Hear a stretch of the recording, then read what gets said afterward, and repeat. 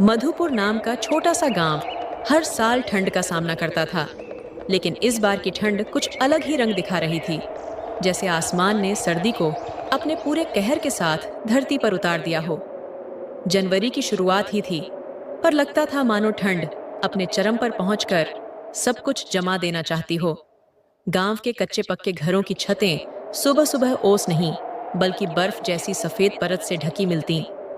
पेड़ों की पतली शाखाएं ठंड से सिकुड़कर मानो अपनी ही सांस रोक बैठी हों।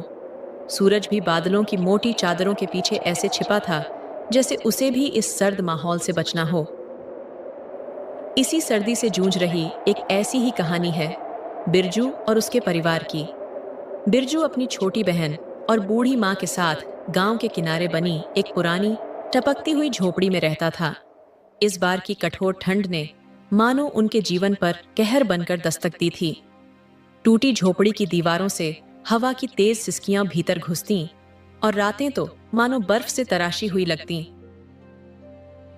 भैया, आज मत जाओ ना।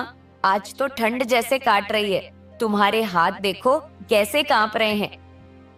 गोपी, ठंड मुझे ही नहीं पूरे गांव को लग रही है, लेकिन सेठ को क्या? उसे तो बस दुकान खुलनी चाहिए। तुमने सेठ को बताया नहीं कि इतनी ठंड में काम कैसे करोगे? उसे तुम्हारी तकलीफें दिखाई भी नहीं देती क्या?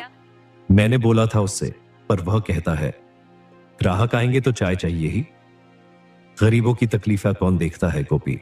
हम लोगों के लिए ठंड कोई बहाना नहीं। सेठ तो ये भी कहता है कि चाय की दुकान पर आग हमेशा जलती है, इसलिए काम करने वालों को ठंड नहीं लगनी चाहिए।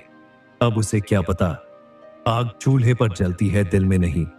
तू बस ध्यान रखना, मां को ठंड न लगे। मैं जल्दी लौट आऊंगा। भैया, जल्दी वापस आ जाना। माँ पूरा दिन तुम्हारा इंतजार करती है।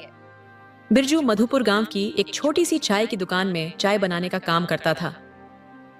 मेहनत बहुत होती, लेकिन मजदूरी इतनी कम कि बस किसी तरह परिवार का पेट भर पाता था।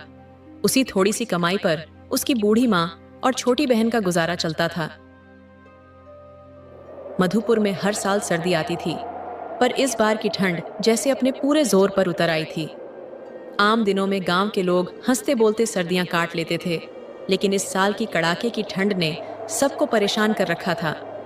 हवा में बर्फीली सिहरन घुली रहती और आसमान पर काले बादल इस